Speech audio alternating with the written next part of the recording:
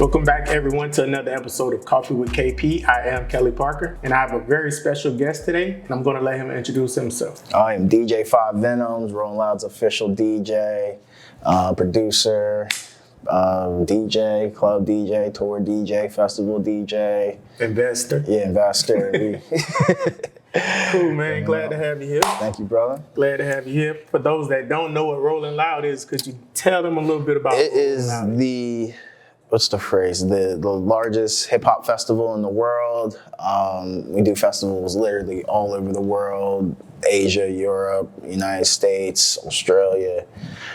We bring hip hop culture to there. We launched in Miami in 2015, and it's been up since. Yeah, 10. Crazy. It's actually our 10-year anniversary of Rolling Loud, so it's a special year.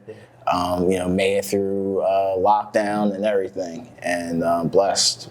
I've been to a couple of them thanks to you guys, and I must say it's entertaining, it's energetic, and it's memorable. Yeah, people go there to make memories. Yeah, I've never been to a festival that was straight hip hop.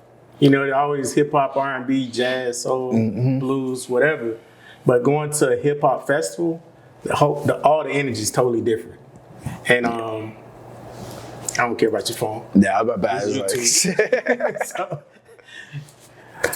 Being that it's an all hip hop festival, it's totally different. It's unique. I don't think there are any more all hip hop festivals out there. Oh my God.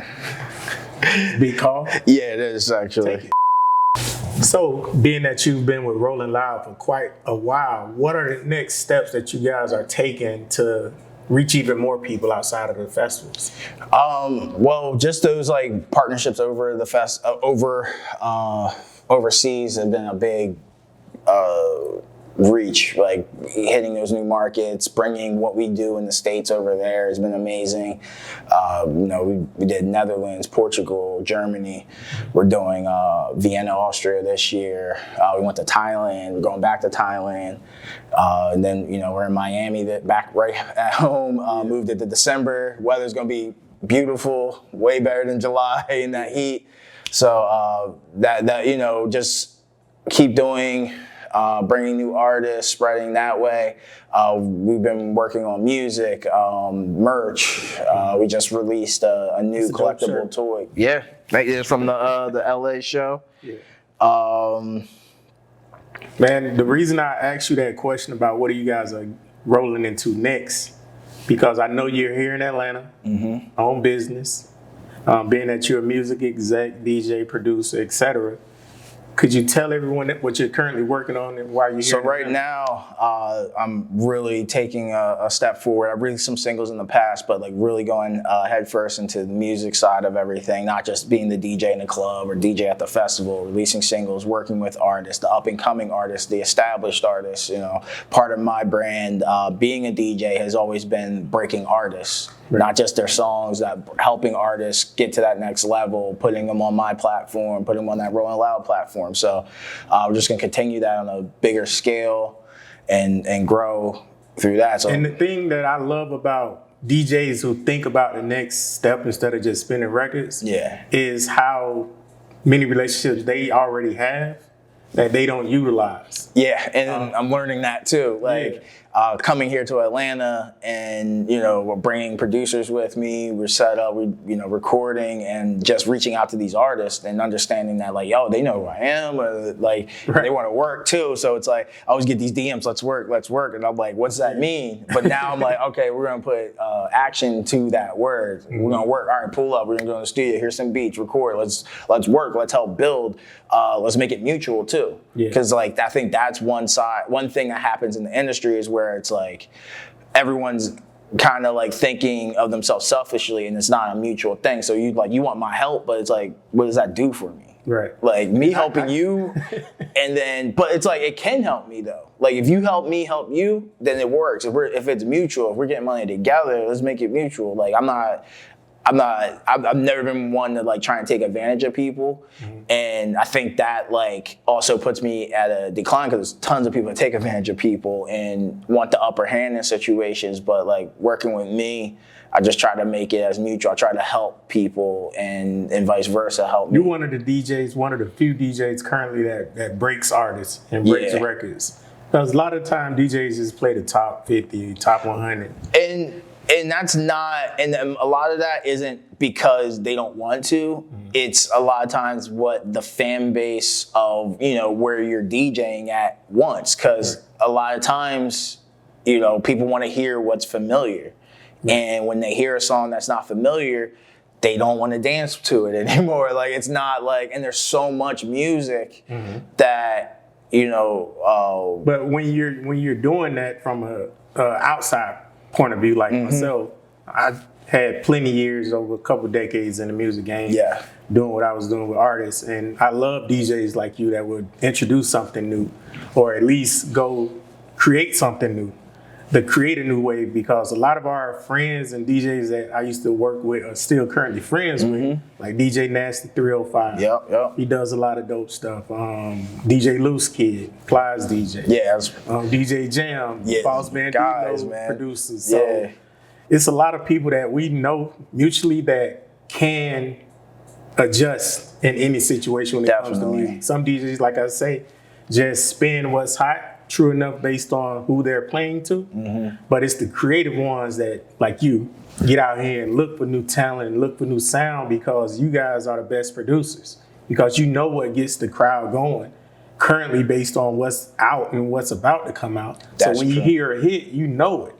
Like TJ Chapman, one of my partners. Like, I've been doing TJ 20 plus years, and he's always been doing these record pools. He's breaking artists and introducing new talent like T-Pain and the Nappy Heads. And David Banner when he was on his first run. B.O.B. Trap back on. I'm telling you, he's still doing it. So being that TJ was a DJ who understood what it would take, not only on the actual melodic side of it, but the work behind it. Without the work, you ain't got nothing. And I think that's the big thing. And it's like everybody wants something without doing the work. And that's where my issue comes into play, especially with working with artists. Is like, yo, you want to be on this Rolling Loud stage, but like put the work in. Where are you performing at? Who you working with? What you doing to make sure that these fans know who you are when you do step on that stage? Because you know, if you can't go do a show with 5 people, what makes you think you can go in front of 5,000? And you're gonna look crazy. So it's like that's like a big thing for me, is seeing that an artist is doing the work that they need to do. Because when that opportunity does come, I want you to have the best show and the best presence that you can possibly have. But if you're not putting in the practice, if you're not putting in those, you know, that the man hours to perfect your craft, then it's pointless. And so a lot of artists get upset with me. They're like, yo, why can't I get on the Rolling Loud lineup? I'm bigger than this guy, I'm bigger than that guy. But that guy's putting in the work. And the trajectory is there.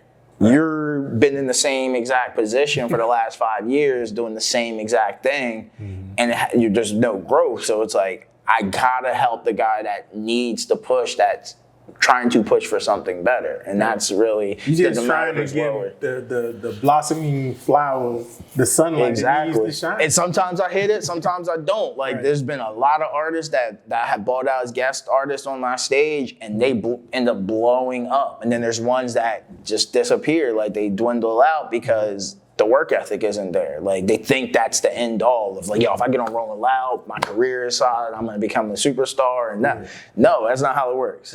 It's like you get on Rolling Loud, you use that as some leverage. Like, yo, I just did Rolling Loud, but I also did this. I just dropped a new single.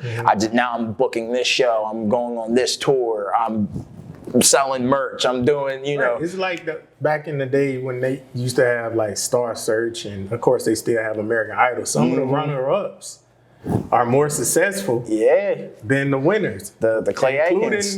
Clay Aiken and Destiny Child. It's interesting. I seen like a Ruben Studdard interview. I think it was Sway in the Morning, and they were talking about like how did he get the full aspect of like not the full aspect, but like did he get everything out of being the the winner of that. And he said, yeah, but he was like, my lane was different than everybody else because I'm the soulful R&B guy. So I was big in that realm, but everyone else was pop. Yeah. Really. So That's it's like, it's a pop show. bigger fan base, right? And so he was like, I got everything I wanted out of it. But, because you kind of forget, like, you get the Kelly Clarksons and all those really big names, but Ruben was that guy. Like, He really was. And, Fantasia still. yeah, and Fantasia, and then he bought out Fantasia, but he was like, Fantasia, there was just something really special about her. Yeah. And her story, I think, was more so when you hear the story that she went through and being illiterate and learning how to read and then become, it's like that people followed that story. It's that drive, man. Yeah. It's to see where you started and then progress and have it captured or reminisced or talked about. It helps put you on pedestals in certain conversations. So people have to look at that. So with you coming to Atlanta, thank you, Troy. Shout out to Troy. Troy set this up. He let me know a couple days ago that you was coming up here. He was coming up here to document the process. I was like, man, y'all doing a star search? Pretty much, man. He was like, nah, it's not a star search. I say, slow down, Troy. Y'all looking for a star. Is that not searching? So he ain't mic'd up, so I ain't gonna get into it with it. But I'm glad y'all came to Atlanta because this is a very interesting place when it comes to creating dope music. It really is. And regardless of the genre. And coming out here, reaching out to artists and really seeing what the landscape is for the artistry out here and seeing all the newer artists. Because you from the outside looking in, you see the artists that are like up, right? You see the Lil Babies, you see the Quavos and the Offsets and the Gucci Mans and so on. But like you got a lot of people that some are dope talent. Man, light on them. Yeah, you gotta think about how Outkast created. And there's so many different lanes too. You got the street guys, you got the intellectual, you got everything in between. And someone had asked me too about like how Atlanta music, how do I look at Atlanta music not being from Atlanta? And I don't even like when I'm playing like a Future song, I don't even see it as Atlanta music. It's obviously Atlanta music, but it's just like, it's what hip hop sounds like, right? More so than what it's just like, oh, that's Atlanta, or that's New York drill, or this is California. When I first heard Roddy Ricch, I was like, he sound like you're from Atlanta. Yeah, well, I'll tell you, yeah, but like even I remember OT Genesis. Yeah. People thought he was from Atlanta with Coco because it sounds like a trap record, like, but he is from California, and so it's like you see that inspiration in a lot of the artists because that's the sound. Like it's dope, man. I'm glad y'all came through. I'm glad you're here. A couple more things I want to touch on as far as what you got going on. I know this is an investment show, and we typically talk about investing in real estate, and of course, I talk about whatever my guest is currently doing. One question, what are two things you would tell your younger self in 2014 since before Rolling Loud? Oh, 2014 before Rolling Loud? Before Rolling Loud. Save the money. Like, don't buy everything. Like, you don't need it. You don't need it.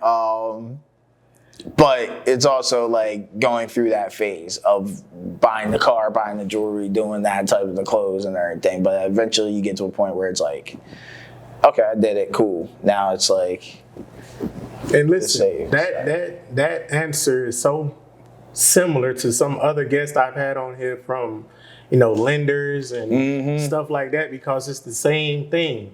Yeah. But without going through that, you wouldn't appreciate what you got and know how to handle it. I was just watching this Netflix show called The Minimalist, and it's about these two guys that they were buying everything, and as life grew, they're like, oh, I'll save and save, but they ended up just keep buying more stuff as they got more money as the career went on.